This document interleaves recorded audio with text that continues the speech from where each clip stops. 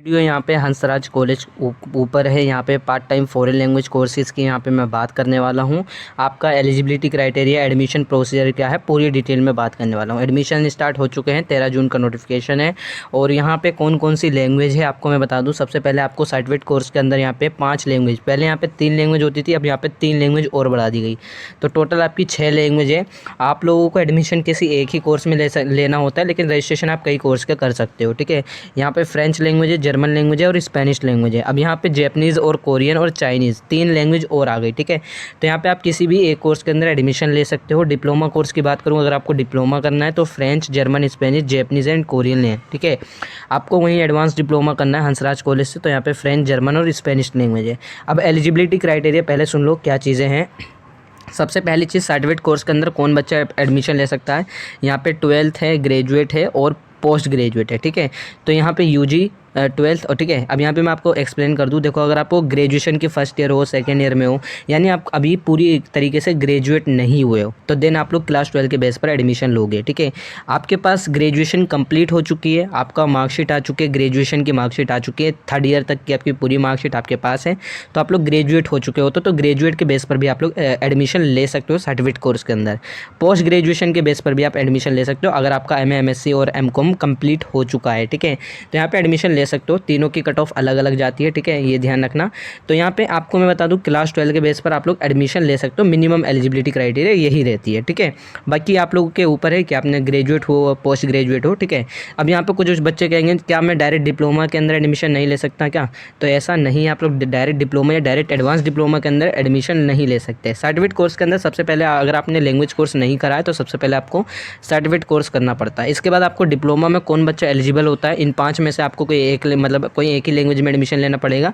लेकिन diploma course वही बच्चा अप्लाई कर सकता है जिसने उसी रेस्पेक्टिव लैंग्वेज में अपना सर्टिफिकेट कोर्स कर रखा हो। ठीक है, इसका मतलब ये है, अगर आपने जैसे सर्टिफिकेट कोर्स इन फ्रेंच में कर रखा है, तो आप डिप्लोमा के अंदर जब भी एलिजिबल हो जब आप डिप्लोमा इन फ्रेंच करना चाहते हो। ठीक है, ऐसा नहीं है कि आपने सर्टिफिकेट फ्रेंच में करा हो, आप लोग चाहते हो कि डिप्लोमा में कोरियन में करूँ, ऐसा नहीं होगा। ठीक है, आप लोग उसी रेस्पेक्टिव लैंग्वेज में आप लोग अपना डिप्लोमा भी कंप्लीट करोगे। ठीक है, एडवांस डिप्लोमा के लिए भी बेसिकली यही सेम क्राइटेरिया है कि एडवांस डिप्लोमा के अंदर आप लोगों के पास डिप्लोमा होना चाहिए उसी रेस्पेक्टिव लैंग्वेज में। अगर आप लोग एडवांस डिप्लोमा स्पेनिश करना चाहते हो, तो डिप्लोमा इन स्पेनिश आपके पास होना चाहिए, इसका आपका डिप्लोमा होना चाहिए। ठीक है, आपके पास डॉक्यूमेंट होना चाहिए इससे रिलेटेड।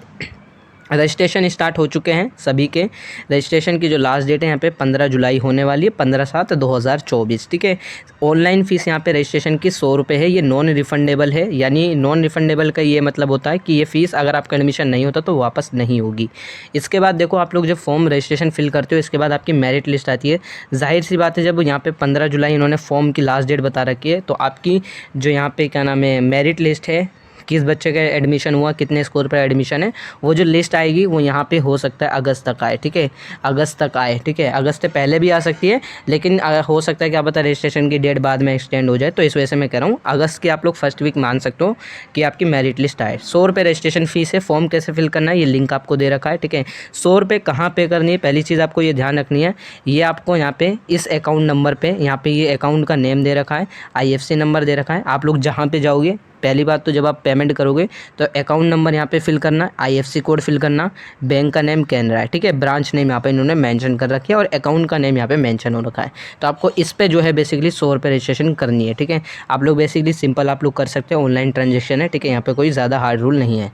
अब यहाँ पे देन इसके बाद आपको इस पर जो है ये वाली लिंक पर क्लिक करना है। तो देन मैं आपको बता देता हूँ फॉर्म कैसे फिल करना है। तो यहाँ पर मैं इस लिंक पर क्लिक कर लेता हूँ।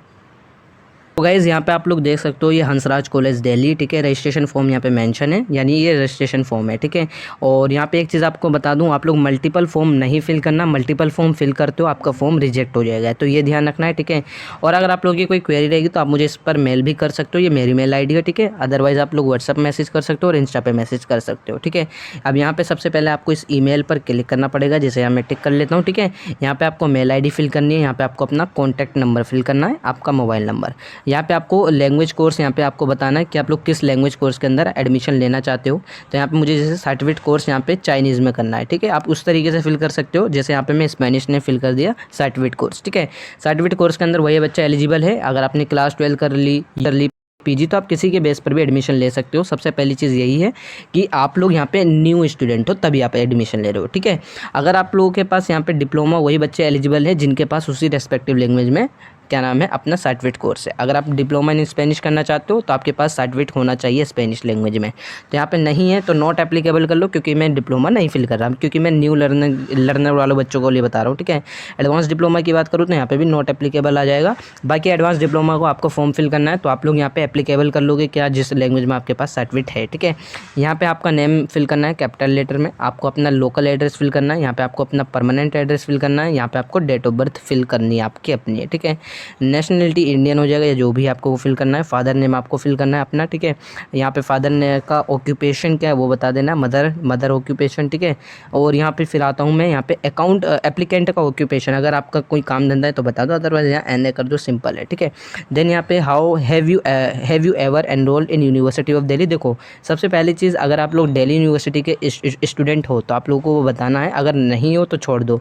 तो अगर आप डी के स्टूडेंट हो तो यहाँ पे बेसिकली आपको अपना एनरोलमेंट नंबर फिल करना है, ठीक है। एनरोलमेंट नंबर आपकी मार्कशीट पे होता है, आप लोगों को पता है। अगर आप लोग डी के स्टूडेंट नहीं हो, किसी भी रेगुलर कोर्स नहीं कर रहे हो परस्यू डी से, तो आप लोग यहाँ पे एन ए कर दो, ठीक है। अगर कर रहे हो तो यहाँ पे आपको उसकी डिटेल फिल करनी है। यहाँ पे एनरोलमेंट नंबर का प्रूफ दे देना। एनरोलमेंट नंबर का प्रूफ सबसे बढ़िया, या तो आप लोग रिजल्ट लगा सकते हो, ठीक है, आपकी जो भी सेमेस्टर मार्कशीट है। रिजल्ट नहीं लगा रहे हो तो आप लोग अपनी कॉलेज की आई कार्ड लगा सकते हो। आपके पास कॉलेज की आई कार्ड है, उस पर मेंशन होता है आपका एनरोलमेंट नंबर, ठीक है। इससे ये रहता है, ये प्रूफ रहता है कि आप लोग डी के स्टूडेंट ही हो, ठीक है, रेगुलर। अगर आप लोग नहीं हो तो कोई इशू नहीं है, यहाँ पे कोई बेनिफिट नहीं मिलता है, ऐसा नहीं है, ठीक है। हाँ बस बेनिफिट ये है कि आपकी जो है फीस में थोड़ा सा कम होता है, ठीक है। डी के एक्स स्टूडेंट की मतलब जो, अगर आप डी के रेगुलर स्टूडेंट हो तो आपको फीस थोड़ी कम देनी पड़ती है, ठीक है। रजिस्ट्रेशन अमाउंट पेड, यहाँ पे अपलोड पेमेंट रिसिप्ट आपको देनी है, ठीक है। अब देखो रजिस्ट्रेशन आप जो 100 रुपये पेमेंट करो, जो मैंने अकाउंट नंबर आपको दिखाया ऊपर, ठीक है, वो मतलब जो पहले दिखाया उसी में 100 रुपये रजिस्ट्रेशन करोगे और उसका जो स्क्रीनशॉट लेके यहाँ पे अपलोड कर देना है, ठीक है। आपको मतलब इन्हें पता लग जाए। बाकी यहाँ पे एक चीज़ बताऊँ, रजिस्ट्रेशन की फ़ी पेमेंट की ट्रांजेक्शन आईडी आपके पास होगी, यानी जो आपने 100 रुपये पे करी उसकी ट्रांजेक्शन आईडी यहाँ पे आपको फिल करनी है। यहाँ पे पेमेंट डेट का मतलब ये है कि आपने यहाँ पे पेमेंट कब करी है। जैसे फॉर एन एग्जाम्पल मैं मान लेता हूँ कि मैंने जो पेमेंट करी है वो यहाँ पे मैं मान लेता हूँ 15 तारीख को, ठीक है। एक सेट कर लेता हूँ मैं, ठीक है। कैटेगरी कौन सी है आपकी वो बताना है, जनरल हो, एससी हो, एसटी हो, ओबीसी हो, वो बता देना, ठीक है। क्वालिफाइंग एग्जामिनेशन में आप लोग कौन सी आपकी डिग्री है मतलब आपके पास है। देखो यहाँ पे अगर आप क्लास 12 पास आउट हो सिंपल, अगर आप लोग अभी यहाँ पे ग्रेजुएशन की फर्स्ट ईयर में हो, सेकंड ईयर में, मतलब पूरी तरीके से आप लोग ने यूजी कंप्लीट नहीं हुआ, पूरे तरीके से ग्रेजुएट नहीं हुआ, तो बेसिकली आप लोग क्लास 12 के बेस पर एडमिशन लोगे। तो यहाँ पे बेसिकली इस तरीके से ये फिल कर देना है, ठीक है। अगर आपकी बैचलर डिग्री कंप्लीट हो चुकी है तो बैचलर डिग्री, मास्टर कंप्लीट हो चुकी है मास्टर, ठीक है। सर्टिफिकेट डिप्लोमा मैंने ऑलरेडी बता रखा है किन्हें फिल करना है। अगर आपके पास उसी रेस्पेक्टिव लैंग्वेज में सर्टिफिकेट है तभी आप डिप्लोमा में एडमिशन लोगे, और डिप्लोमा एडवांस डिप्लोमा में एडमिशन लेना तो डिप्लोमा आपके पास उसी रेस्पेक्टिव लैंग्वेज में होना चाहिए। तो जैसे मैं यहाँ पे 12th कर देता हूँ, ठीक है। बैचलर डिग्री तो बैचलर पे एडमिशन ले सकते हो, क्योंकि यहाँ पे कट ऑफ कम जाती है जिनकी जो ग्रेजुएट हो चुके होते हैं, ठीक है। देन इसके बाद आपकी क्वालिफाइंग एग्जामिनेशन की परसेंटेज कितनी थी। जैसे आपने क्लास 12 के बेस पर एडमिशन ले रहे हो तो यहाँ पे बेस्ट 4 सब्जेक्ट्स के आपके कितनी परसेंटेज थी। तो जैसे यहाँ पे मेरी 93.4 थी, तो यहाँ पे मैं क्या करूँगा 93.4 परसेंटेज यहाँ पे फिल कर दूँगा। तो इस तरीके से आपको फिल करना है। अगर आप ग्रेजुएट लेवल पर तो ग्रेजुएट की यहाँ पे डिटेल फिल करनी है, ठीक है। तो इस तरीके से फिल करने के बाद अब यहाँ पे आपको एक क्या नाम है डॉक्यूमेंट बना लेना है। डॉक्यूमेंट का मतलब ये एक पीडीएफ बना लेनी है आपको। उस पीडीएफ में कुछ चीज़ें आपके पास होनी चाहिए। क्या क्या चीज़ें होनी चाहिए, डेट ऑफ बर्थ का प्रूफ होना चाहिए, जिसके लिए आपको मैं कहूँगा क्लास 10th की मार्कशीट हो बेटर है, ठीक है।